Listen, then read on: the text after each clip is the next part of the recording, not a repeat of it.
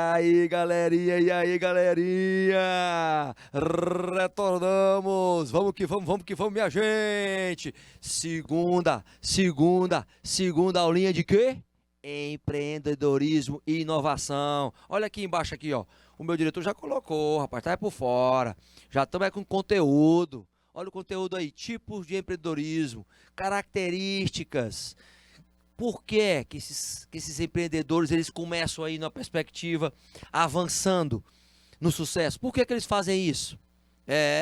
Porque eles trabalham num mapeamento de saber quais são as atividades primárias nas empresas. O que eles precisam fazer para transformar e inovar esses produtos? Eles precisam estabelecer o que acontece em cada uma dessas atividades, gente. Isso aqui são poucos eixos que você tem que ver que vem tendo um avanço muito grande. Por quê? A logística interna, por exemplo. Todo mundo que participa da logística interna, o empreendedor precisa estar ali, ó, acompanhando, de recepção, passando pelo armazenamento, para distribuição. Até as situações operacionais, a transformação da matéria-prima, a embalagem, ele tem que estar olhando. Isso causa uma perspectiva de acompanhamento e monitoramento, é o chamado follow up. O acompanhamento contínuo, uma metodologia que muitas vezes, por exemplo, a América do Norte, ela trabalha esse conceito de acompanhamento também da logística externa, o estoque, os pedidos de armazenamento, a distribuição física desses produtos, usando instrumentos como o CS, o SCM, que é a nomenclatura do C é Supply, o S é Supply, o C é Chain e o M é Management. CSCM. Tudo isso para ser monitorado pelas questões de comunicação do produto. Fora as vendas que tem que estar atreladas ao pós-venda, que já não chama-se mais pós-venda, chama-se o quê? Pós-relacionamento. Eita, professor, mais nomenclatura nova é o pós-relacionamento. Isso mostra que todos os empreendedores, na sua maioria, tá? Para vocês aí, meus queridos, que estão em Dom Expedito Lopes, Esperantino, que estão em São Francisco, em Paulistano, em Queimada Nova, em Picos, presta atenção, a galerinha também que está aí no YouTube, Rosário, Gracieide, quem mais? Andriele e Rafaela, todas antenadas aqui com as novas nomenclaturas. Elas vão estar consolidando a adoção, gente, de um gestor mais analítico. Gestor mais analítico.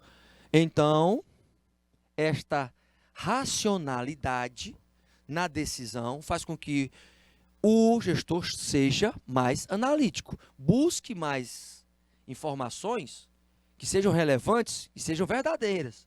Então, ele tem que entender de onde é que vem a fonte, adotando indicadores que auxiliem e enxerguem mais alternativas, como a metodologia BSC. O BSC. Que metodologia é essa, professor?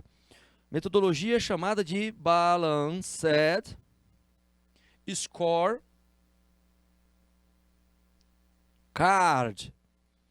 Balanced Scorecard, que é o balanceamento dos scores, ou seja, scores, e esses scores são indicadores, os indicadores financeiros, os indicadores de clientes, os indicadores de processos internos e de aprendizagem de crescimento. Opa, então eu identifico que ali podem ter alternativas e consequências negativas e positivas, exatamente. Então você vê mais e mais o gestor analítico, esse gestor que é empreendedor e inovador e que ele chega ao sucesso por isso, porque ele mapeia o suporte que é feito, esse suporte das atividades primárias que foram colocados dentro do modelo dele de gestão, trazendo o planejamento, as finanças, trazendo a contabilidade, se aproximando mais das pessoas, entendendo quem está entrando, por que está entrando, qual é a motivação dela, o que ela precisa de treinamento, quem já está dentro que precisa ser aproveitado, fazendo com que a tecnologia esteja mais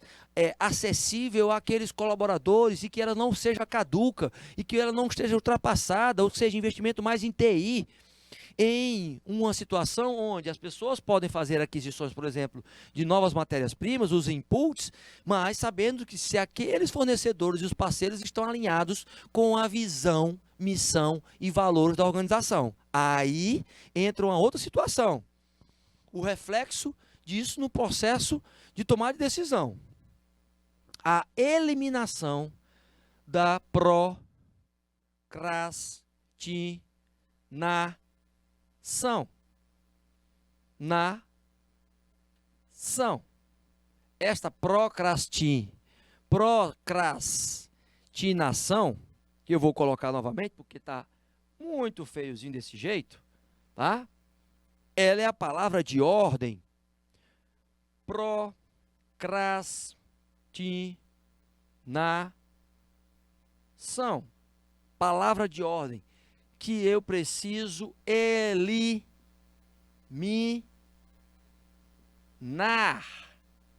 Preciso eliminar. Então, a procrastinação, ela é eliminada quando eu aumento a perspectiva do meu processo decisório com 6 etapas. Identificando o problema, sabendo qual é a causa. Opa, já tenho uma ferramentazinha que posso identificar as causas e as causas vão repercutir no efeito.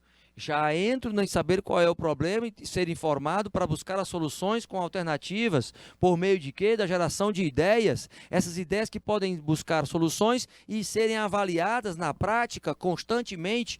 E aí o Chiavenato ele reforça isso em uma arte.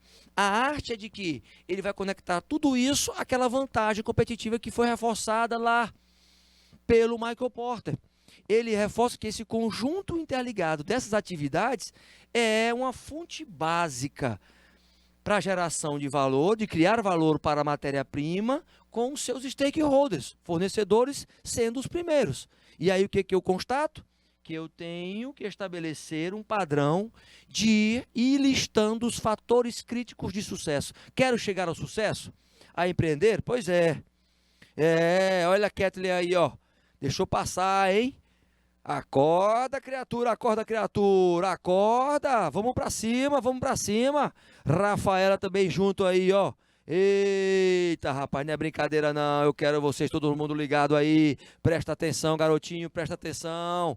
Entendam que quando ele coloca, o que a Chiavenato coloca essas etapas é para que eu possa, dentro da empresa, começar a aplicar. Você não é estudante de administração? Pois é.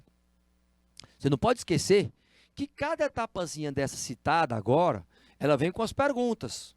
Qual é a essência do problema que eu quero resolver? Qual é a oportunidade? Quais são os problemas relacionados a ela? Eu vou obter informação fazendo essas perguntas e aí eu vou para cima em relação a levantar os dados, que vão se transformar em informações, que eu vou aplicar metodologia para envolver os clientes. Todavia, gerando a solução para eles, exatamente, desenvolvendo alternativas, mas buscando por meio dos meus colaboradores, dentro da empresa, avançar. E o empreendedor, que é realmente um empreendedor gestor, ele faz essa relação de custo-benefício. Outro fator que é extremamente necessário é avaliar o escolher a melhor alternativa para ter menos impacto, que isso tenha menos impacto, meus queridos, no custo, no tempo, na eficácia. Essa avaliação ela é feita continuamente, isso é metodologicamente feito por aqueles empreendedores que gostam de transformar as soluções em ações constantes, porque eles visualizam o quê? Os resultados, mas resultados que sejam lucrativos. Então, esse processo decisório também vai para a perspectiva de lucro. Agora, entenda o seguinte, olha bem aqui para mim, meu diretor, olha só. Entenda que essas etapas, gente, elas precisam ser massificadas. As características do empreendedor de sucesso é que eles utilizam esta metodologia, presta atenção, anota aqui, toma café, Toma café, hein? Toma café para poder segurar este sono. Este sono não te pertence, em nome de Jesus. Ele não te pertence. Sai, sono, sai, sai de ti. Entendeu? Por quê? Porque eu quero que você preste atenção, gente. Conhecimento vai te levar além. Vai te levar além. Preste a nota. Quer parar? Quer parar com o sono? Pois é, começa aí a anotar esses tópicozinhos aí. Começa a anotar esses tópicos e fazer com que você comece a compreender. Se você não aplicar isso na tua metodologia de gestão da tua carreira, por exemplo, você não vai estar empreendendo. Identifica aí o grande problema. É falta de foco que você tem? Pois é, é um ponto fraco que você tem. É falta de determinação? É um outro ponto fraco. Mas em compensação, você tem resiliência, capacidade de suportar a pressão. Neste momento agora, é como se fosse uma maratona, né? Você tá aí, ó, chegando no final do ano, tá cansado e tal, e vamos para cima, e vamos buscar aí a automotivação constantemente, ok? Vem o Enem ali e tal. Olha, presta atenção, coloca a tua atenção, porque você está simultaneamente fazendo esse trabalho aí e trabalhando a tua profissão já. Você já vai sair na frente, presta atenção nisso, na frente. Então, essas metodologias que são colocadas aqui como características dos empreendedores de sucesso, são para você, ó, ter um estalo, um estalo. E aí vem aquele estalo para dizer o seguinte: acorda, garotinho, acorda. Não dorme não, com o professor Loyola você não dorme não, o bicho vai pegar pra cima de você, você estuda ou então já viu, entendeu? Brincadeiras à parte, o que você tem que começar a refletir? Quero ser empreendedor? Fora ou dentro da empresa? Porque tem esse perfil. Esse perfil, ele pode ser trabalhado também por você, técnico e administração. Agora, vai inovar ou não? Se não for inovar, é preferível ficar como realmente você está, não é? E ninguém pode emitir juízo de valor em relação a isso. Agora entenda, qual é o grande diferencial dos empreendedores de sucesso? Eles aplicam o que sabem. Eles não ficam só na discussão, porque eu tive uma grande ideia, porque eu tenho tal conhecimento nisso, e fica só na falácia, tá? É essa a diferença. O pouco que eu tenho, eu aplico. E se o pouco que eu tenho, eu aplico, gera um resultado positivo para mim, pronto. Alavanquei a minha carreira, alavanquei a minha ideia, por exemplo, de ter alguma coisa, né? De ter algum negócio. Retornando para os slides, vamos que vamos, galerinha. Os fatores críticos que são citados aí, é para que você veja. Eles são citados, mas para você elaborar o teu planejamento estratégico, que é uma das grandes características daqueles que têm o sucesso. Eles fazem um planejamento estratégico. Mesmo que eles não consigam realizar todo, exatamente. Mas a melhoria dos processos é sempre buscada por meio de quê? Do comportamento e do estudo do comportamento dos consumidores. Eles fazem essa busca, esse levantamento em cima das certezas, dos riscos, das incertezas, com o plano A, B e C, mas que às vezes pode ser que não tenha. E aí você pode já pegar como experiência, mas sempre em condições de risco que vão acontecer. Isso é natural. Probabilidades de riscos estarem sendo tomados, as decisões com relação aos riscos, sempre vão ter. É isso que faz parte desse contexto de DNA. O DNA da mudança, que é a única certeza que nós temos. Ele sabe que os fatores críticos precisam estar sendo indagados constantemente. O que é que dentro da minha empresa não pode falhar? O produto não pode falhar? O preço não pode falhar? A promoção, minha gente, não pode falhar? O ponto não pode falhar? Ou as pessoas, meus queridos? As pessoas não podem falhar? Vai ter que ser quem vai responder é o empreendedor. Quem vai responder é o empreendedor. Todavia, no entanto, respeitando que todas as decisões, não é? Elas estão ligadas a este nível tradicional, de gestão. No nível estratégico, eu tenho os diretores, no nível tático, eu tenho os gerentes supervisores e no nível operacional, eu tenho quem executa. E aí, nós temos o modelo de cima para baixo, que é o tradicional, é a chamada gestão vertical, é a mais tradicional. Mas nós temos outros modelos, onde este modelo ele é quebrado. E este modelo, por exemplo, estratégico, ele já fica fora. E o modelo tático, ele já fica intermediário. E o operacional, ele é o verdadeiro foco. Aí eu tenho a gestão horizontal. Por quê? Porque ao invés de o ponto ser de cima para baixo, né? Manda quem pode, obedece quem tem juízo, tá? Na setinha aqui, eu tenho o foco em quê? Numa setinha que é horizontal. E essa setinha é buscando o quê?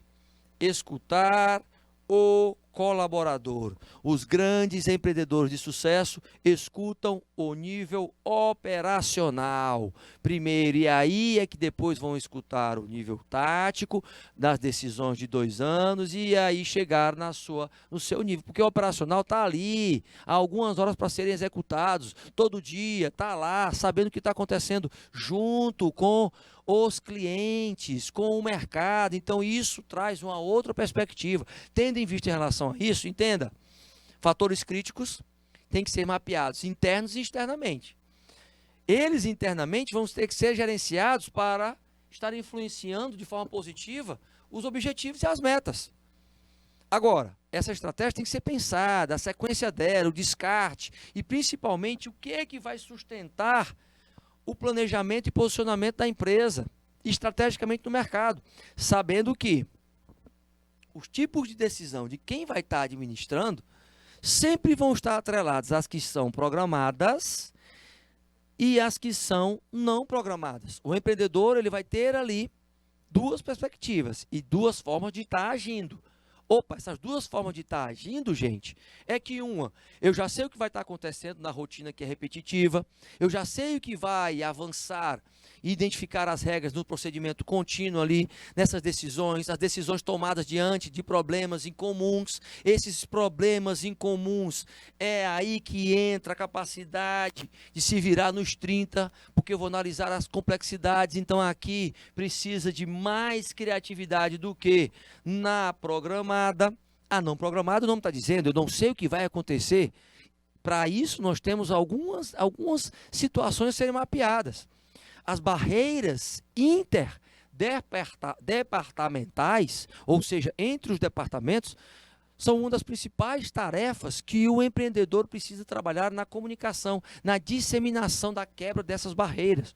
Ou seja, a comunicação tem que ser prioridade.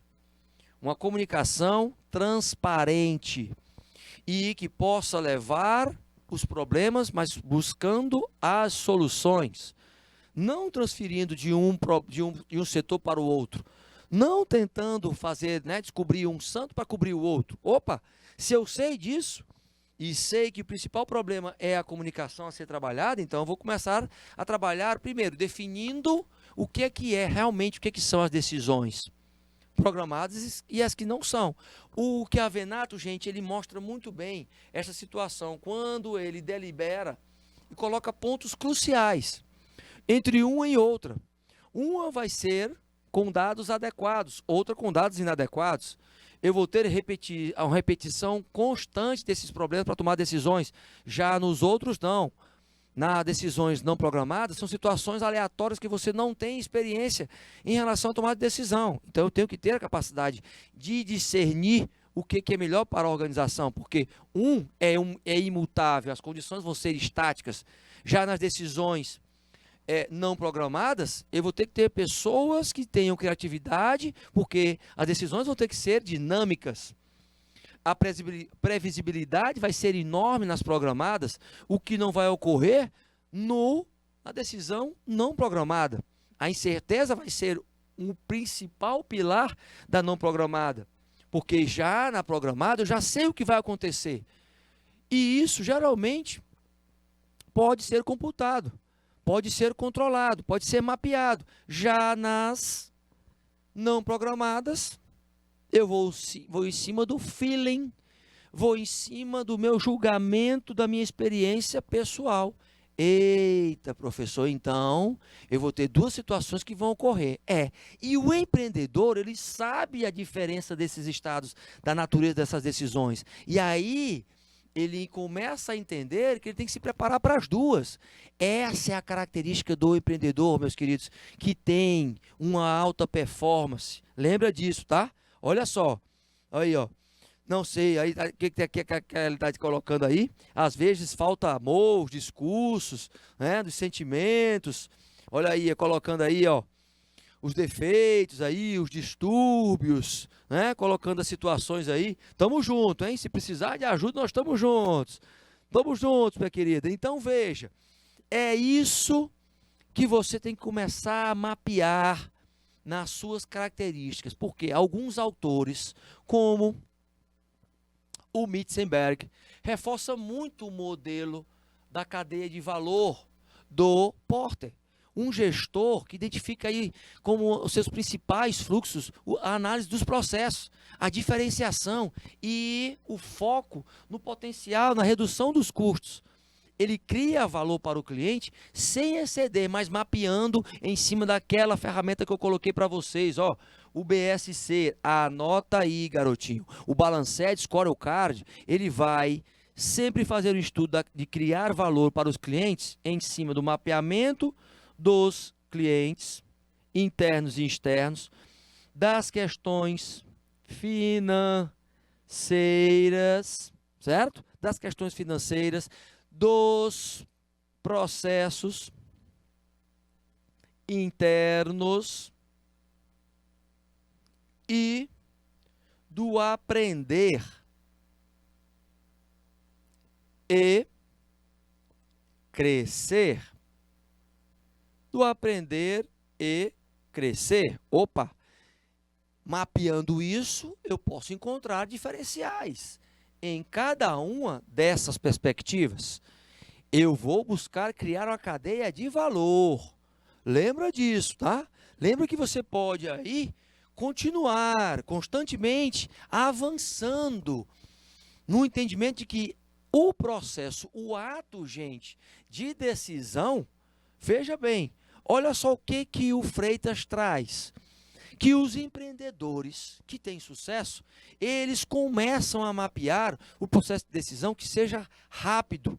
E esse processo, ele sabe que vai ter um efeito desde a incerteza e da complexidade até o verdadeiro agir, que é a tomada de decisão.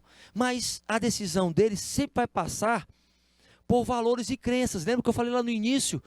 Valores e crenças, crenças que podem ser limitantes ou não, recursos que você vai ter ou não. Sempre você vai ter problema. Sendo um empreendedor, vai ter um problema aí de adaptabilidade. E é aí, olha aí, João Fernandes começando aí, tá vendo? Chegando aí, junto com a Anne Caroline junto aí, ó, tá vendo? Olha aí. A turma tá focada mesmo. E aconteça o que acontecer, vocês estão aí determinados para finalizar esse curso. Vamos para cima. Vamos todo mundo junto aí, tá? Quero vocês junto aí, focados.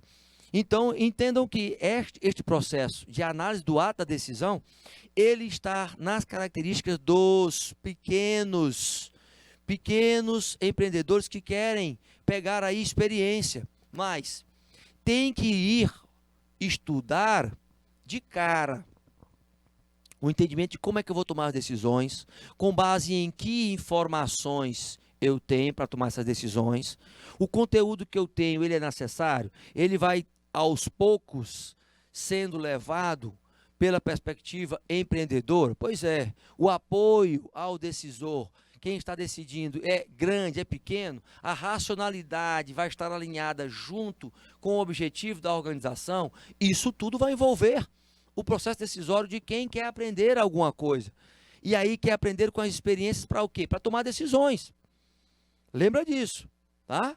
Lembra que vocês precisam, e aí a nossa querida é, Kathleen, que é isso? Kathleen Talmas está dizendo aí que passa muito tempo sem ler os livros e aí se sente, né, que sente que o cérebro está diminuindo. Não, pois é, mas tá aí, aumenta a tua vontade de ler. Foca no ler e foca em buscar o conhecimento, hein? Junto com o João Fernandes aí, ó, junto com a Anne, Caroline, então junta um grupo aí, faz um grupo virtual aí de leitura, né? Passando mensagens, trocando ideias, para que vocês tenham mais informação, aliás, mais conhecimento, para que quando vocês estiverem dentro das empresas, vocês possam ter também a argumentação.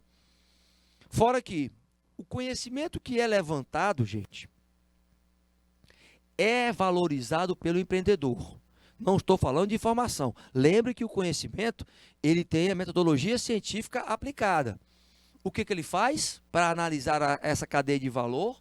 Ele faz questionamentos, principalmente para influenciar os fatores críticos para o sucesso. Sempre questionando qual é o papel deste processo para entregar um valor único para a empresa.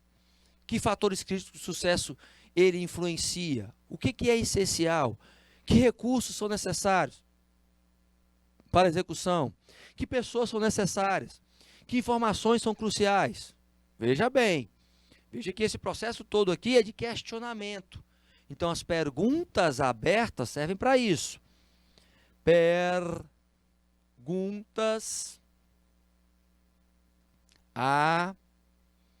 abertas para ampliar a capacidade de resposta. Todavia, algumas ferramentas, instrumentos, por exemplo, lá da qualidade, como o diagrama, olha aí que nós vamos falar dele, também estão sendo mapeados dentro do empreendedorismo como ferramentas daqueles empreendedores de sucesso? Sim, porque ela traça, gente, causa e efeito. Ela traz uma expectativa ali, que é a tão chamada, né, espinha de peixe, que tem origem lá no Japão, depois da Segunda Guerra Mundial, mas ela vê a causa do problema, o efeito seria o problema. O interessante é que notas nos estudos que essa representação gráfica, ela tem passado por décadas, mas ela consolida o sucesso dos empreendedores. Nós vamos ver lá na frente, tá? Vamos ver lá na frente este gráficozinho com a espinha, chamada espinha de peixe, porque ela identifica os recursos que eu posso utilizar e aonde é que eu vou botar toda a minha energia para resolver os problemas. Não esqueça que para que eu possa olhar e pesquisar as melhores práticas de mercado, eu tenho, por exemplo, a metodologia chamada benchmarking. O benchmarking. O benchmark, gente, é o estudo das melhores práticas. É você pesquisar quem são as pessoas, quem são as empresas, quem são os setores dentro da sua própria empresa que são referência em uma determinada execução e você possa verificar as práticas que ela utiliza e adequa à sua realidade. Que isso pode ser inserido aonde? Dentro do PDCA. Eita, professor, mas eu não me lembro. O que é o PDCA? É uma outra metodologia de gestão, uma ferramenta aplicada para melhorar a performance dos empreendedores gestores. Por quê? O P quer dizer plan, o D quer dizer do, o C, check, list, e o A, action. O action, todos numa perspectiva de o plan, de planejar, o do, de executar, o checklist, de verificar o que está sendo executado e o action, de analisar se o que está sendo executado está sendo de acordo com o que é planejado. Todavia, eu posso inserir isso, por exemplo, dentro do plano de negócios e posso fazer o quê? Um mapeamento de quais métodos são utilizados. Aí eu posso utilizar uma outra metodologia chamada 6M. Os 6M por quê? São métodos, mão de obras, máquinas, materiais, médias e meio ambiente, que está ali mais ou menos associado também ao diagrama de Ishikawa. Sim, não é? relação, ela vai se fechando. Assim como se eu for focar, por exemplo, em outra metodologia, dos 5 P's, na questão administrativa, não do marketing, que aí entra pessoal, procedimentos, a planta, da estrutura, do arranjo físico, as políticas implantadas e os processos. Opa, eu tenho aí ferramenta aberta para poder colocar em prática. Se uma não deu certo, eu avanço na outra. Se a outra não deu certo, eu avanço em outra. E assim eu consolido a minha gestão estratégica focada em custos. Porque custo, gente, é igual a unha. Todo mês eu tenho que cortar. A criação de valor é assim. Sabe quem falou esta mensagem? Foi um consultor nacional que é muito reconhecido internacionalmente, chamado Vicente Falcone. Ele é o autor do chamado choque de gestão. O choque de gestão, meus queridos, o choque de gestão, ele é uma ruptura. Ruptura exatamente essa questão dos custos. Ele falaram que é igual às nossas unhas, todo mês a gente tem que cortar, não é? A gente corta as unhas todo mês, né? Alguns deixam lá, mas vão aparando as unhas e tal. Mas custo é igual a unha. Tem que cortar todo mês.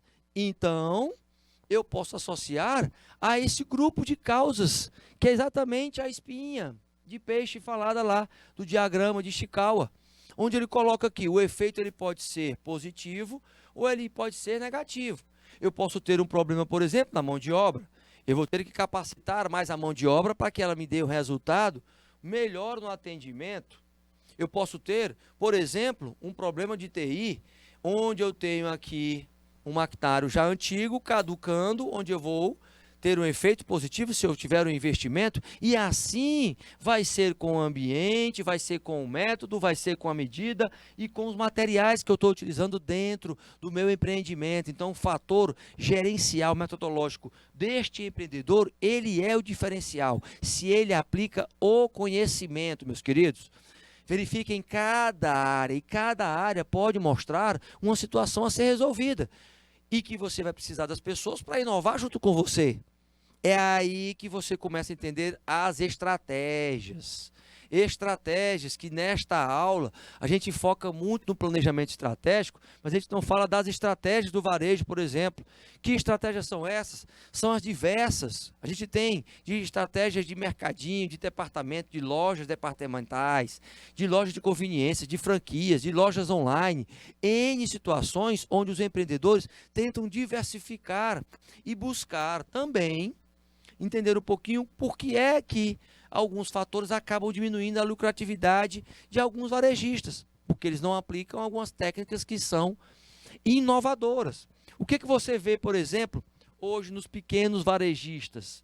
Ideias que a gente já olhou e já conversou em outras aulas sobre o chamado associativismo. As centrais de negócio que possibilitam uma promoção conjunta, uma parceria de treinamentos e outras estratégias. Os pequenos se unindo contra os grandes, os pequenos varejistas. Por quê? Porque o pequeno varejista ele não vai ter tanto poder de estar investindo. E o varejo ele engloba hoje o chamado atacarejo.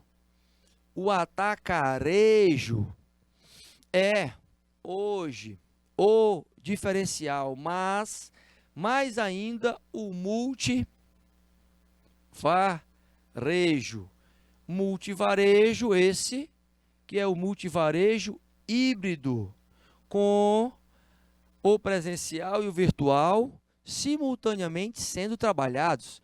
Os perfis das famílias mudaram, a qualidade de vida também, o mercado de trabalho, a participação da mulher, isso tudo afeta todos os estudos. Por exemplo, hoje o empreendedor que não estuda o Código de Defesa do Consumidor, ele não obterá sucesso.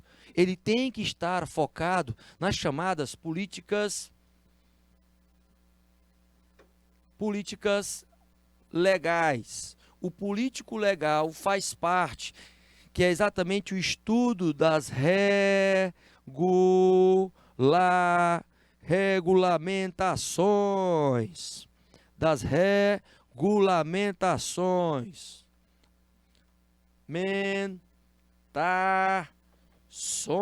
meus queridos. Olha aí esse processo decisório. Esse processo decisório, ele tem que partir para também outras searas. A questão legal, principalmente. Mas veja, o que é reforçado pelo Kotler? O pai do marketing. Que eu tenho que criar, comunicar e transmitir o valor. Através, por exemplo, do próprio ferramenta de marketing, não é?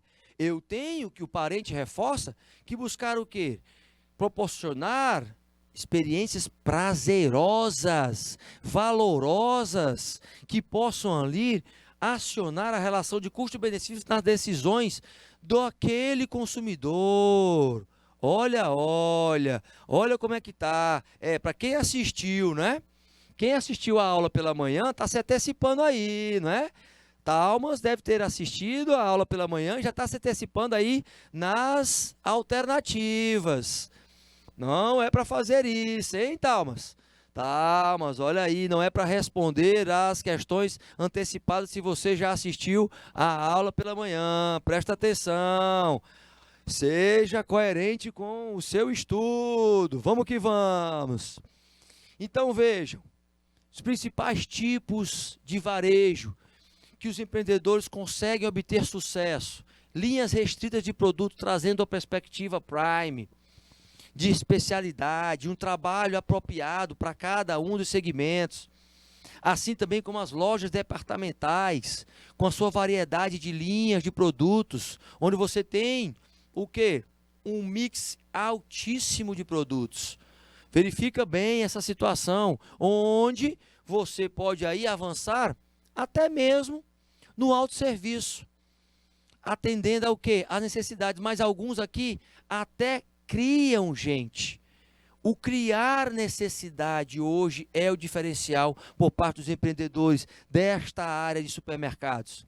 Você criando necessidade, você vai aumentar o consumo. Necessidades principalmente, nestas áreas que estão ligadas à fisiologia, né?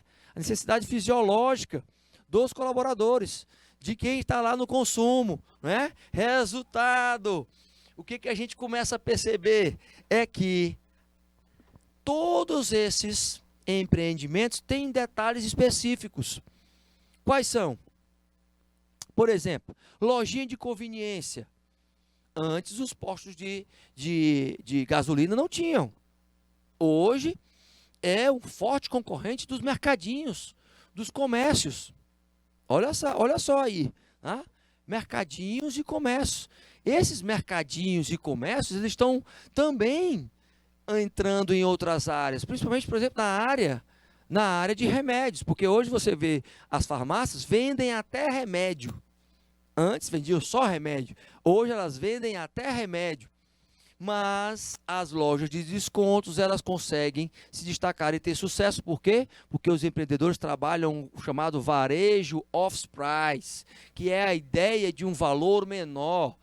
Aqui, R$ 1,99, meus queridos, nas práticas, você está vendo que você vai comprar achando que está comprando alguma coisa por R$ 1, na casa de R$ 1, mas na verdade é uma ideia que você está tendo, não é? Uma ideia, e esta ideia, ela parte do princípio da seguinte situação. Veja bem, eu tenho lojas que vão colocar esse preço para atrair, assim como os outlets. Atrair o consumidor, e é uma estratégia empreendedora, a chamada office price. Contudo, eu tenho as chamadas super lojas que abrangem vários artigos de alimentação a questões eletrônicas. Essas lojas, elas se consolidam com seus showrooms, elas vendem e trabalham a perspectiva de um cartaz que traz ali o showroom para colocar diversidade. O público feminino, principalmente, é aquele que é atingido. No entanto, perceba o seguinte, nós temos há muito tempo acontecendo de forma empreendedora a venda direta. A própria vendedora é uma empreendedora, não é? A Avon, por exemplo, é uma das primeiras precursoras em venda por catálogo ou em reuniões. A Tupperware, reuniões domiciliares. Uma empresa chamada Amway. Poucos podem estar conhecendo, mas na década de 90 a Amway estourava nessa questão das reuniões domiciliares. Então, vários movimentos ligados também à área de compras eletrônicas, o chamado online, o chamado e-commerce, onde os produtos de beleza são ressaltados. E é por isso que a gente vê um movimento de venda por catálogo online se disseminando, porque trazem uma perspectiva de inovação, trazendo sucesso para as pessoas que estão abrindo negócio nessa área. É claro, com muito estudo. Por quê? Porque desde a época dos anos 90, onde as primeiras vendas automáticas começaram, já tinha o chamado self-service. A venda automática, onde você coloca, por exemplo, numa maquinazinha e coloca lá as latinhas e você bota lá uma moedinha para poder consolidar o teu consumo, é muito antigo. Todavia, entenda que esses serviços, eles estão conectados, meus queridos, a todo um contexto de prestação de serviço por meio das pessoas que vão ter que encantar e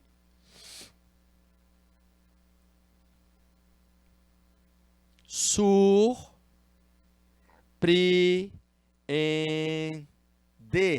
não mais só satisfazer. O planejamento como uma das ferramentas primordiais para os empreendedores de sucesso, levantando todos os dados sobre os pontos que o empreendimento tem para melhorar e se diferenciar e mapeando os principais pontos, deixando que eles sejam trabalhados especificamente por seus profissionais de cada área. Isso mostra que você precisa de quê? Entender que a vantagem, gente, que a gente estudou sobre a vantagem competitiva de varejo, ela está ligada à expansão desses varejistas, mas a busca de um relacionamento constante, de fidelidade, que chegue a ser um relacionamento leal, efetivamente, e que o setor de serviços seja o grande diferencial. Todos os estudos, meus queridos, mostram que o setor de serviço é o diferencial na atualidade. É aí que eu vejo e coloco para vocês. Terceirizar, por exemplo, é o grande canal. A terceirização, o se entregar a serviços que podem ser acompanhados. Este contexto traz o quê? Mais responsabilidade para a execução. O chamado outsourcing. O outsourcing traz essa perspectiva. E lembre-se, pedir para o meu querido diretor compartilhar a telinha e colocar só para a gente agora. Lembre-se, gente, tudo que foi levantado como conceito hoje aqui não valerá de nada se você não colocar na prática. Tá ok? Show de bola? Vamos para frente então, vamos para frente. Um grande abraço para vocês que participaram hoje, meus queridos, porque eu fui!